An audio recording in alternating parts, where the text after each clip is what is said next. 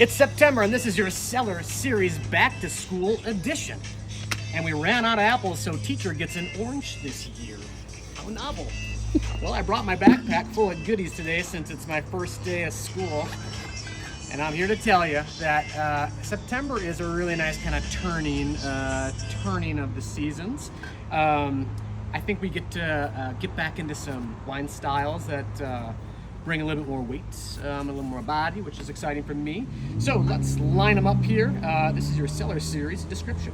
We're starting off with a producer called Baron di Villagrande and Baron di Villagrande.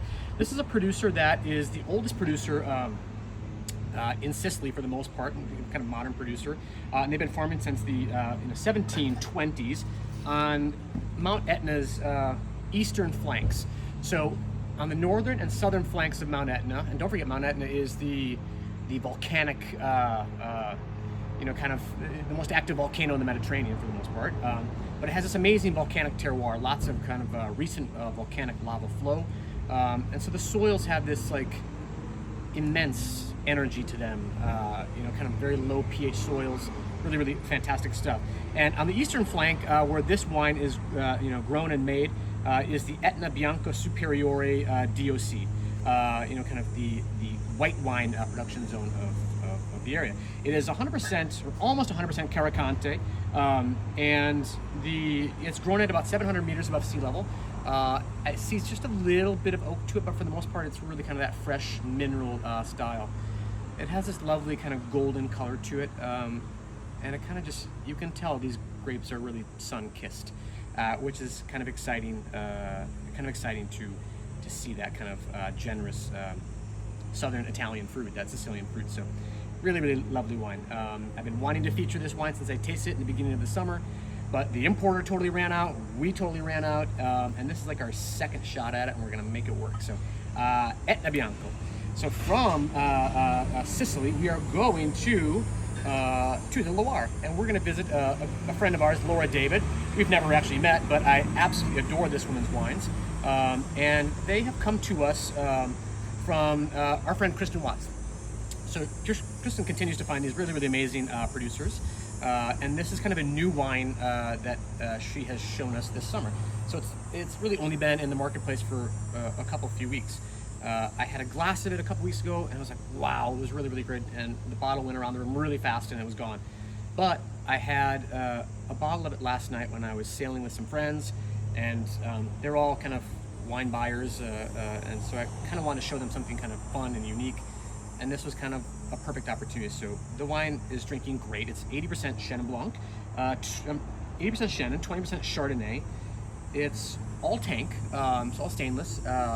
Native yeast, very, very little sulfur at bottling. So the wine has this really, really lovely kind of unbridled Loire white quality to it. Really, really fresh. But Chenin Blanc plays for keeps. It has great kind of grip and depth to it. It's no lightweight, but it's really, really fresh and mineral and pretty. So Laura David, an exceptional young winemaker that has about 9 hectares under contract and a little bit of her own fruit, making real natural wines, real delicious natural wines in the Loire. So a producer to watch. We're excited to follow her. So, okay, moving to Paso Robles. So Paso is an area that we have been kind of exploring more wines from recently, and a lot of really, really young kind of new brands. I mean, this producer has only been bottling since 2018. A guy named Harry Hall, and he was working for lots of different, seemingly very successful Central Coast wineries. And I think he kind of figured out the magic recipe, which first and foremost, it's just delicious juice in a bottle. But I mean, the packaging, I absolutely adore. The idea that this is a blend of Malvasia Bianca, Pinot Bianco and Pinot Grigio. He refers to this as his Italian white wine. You can see it's not entirely white. There's 18 hours of skin contact on this. So it has this really lovely kind of pink hue to it. And there's plenty of depth to the wine also. This was a wine that, whenever I see Mike Thomas get really excited about a wine, it's really fun for me. And he really, really loved this wine when we tasted it right away. And I remember seen just the case that we bought like fly out of the shelf because Mike was like on it and hand selling it. So you might have already seen this wine because Mike was really loving it, and I've been really, you know, kind of getting behind it as well. But really fun stuff. So what else do we need to know? 5 months in neutral barrel and a little bit of acacia barrel, which, you know, we're starting to see a little more kind of these different wood varieties in wineries. And yeah, it kind of skews things a little bit, maybe flavor profile wise, but it's just a really kind of fun talking point in a way. So, Calori Wines, that's Harry Hall's kind of project in Paso Robles. Really fun stuff. Okay, moving into our first red. Yeah, this is Mark and Patty Bjornsson's Pinot Noir. And Bjornsson has been making wines, you know, not for that long. You know, the fun part of the story is that they met at the University of Minnesota in the 80s, and, you know, finally made their way out to the Willamette Valley of Oregon in the early 2000s, and really kind of planted this amazing estate vineyard in Eola Amity Hills. So they have some really incredible neighbors. I think that Patty had interned with the Castile family at Bethel Heights.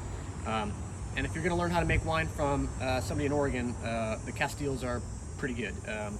They make exceptional wines. So this particular Pinot Noir, which is 2021, coming on the heels of a pretty challenging 2020 vintage, lots of smoke-afflicted wines with the wildfires that were out there.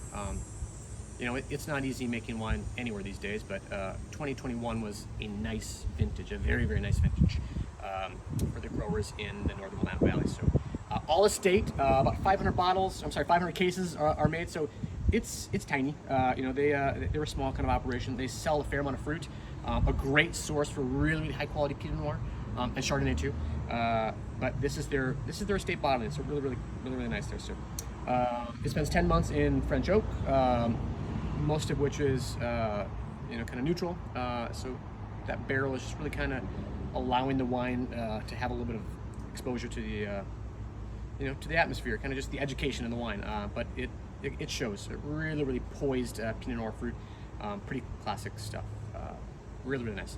And the Bjornssons, when I met them a couple months ago, were like the nicest people. So like that's a bit of a cherry on top. So going from the Willamette Valley all the way to the northern Rhone, this is Cluzel Roche. Cluzel Roche is a very historic producer in Côte Rôtie. And if you have forgotten your geography, Côte Rôtie is like those insanely steep hills, like some of the steepest hills in all of wine. You know, up there with the Mosel and you know, the other steep vineyards out there. But this is their Gamay. So like where they really kind of shine is Syrah, but they're really expensive. They're Syrahs and they're Côte Rôties. And this little Gamay is grown on this little transitionary soil set. Because don't forget, the Northern Rhone and Beaujolais really are not that far away from each other, you know, by car. But it is a transitionary area for the geology of this part of France. And so Gamay is kind of a blood brother to Syrah in my opinion.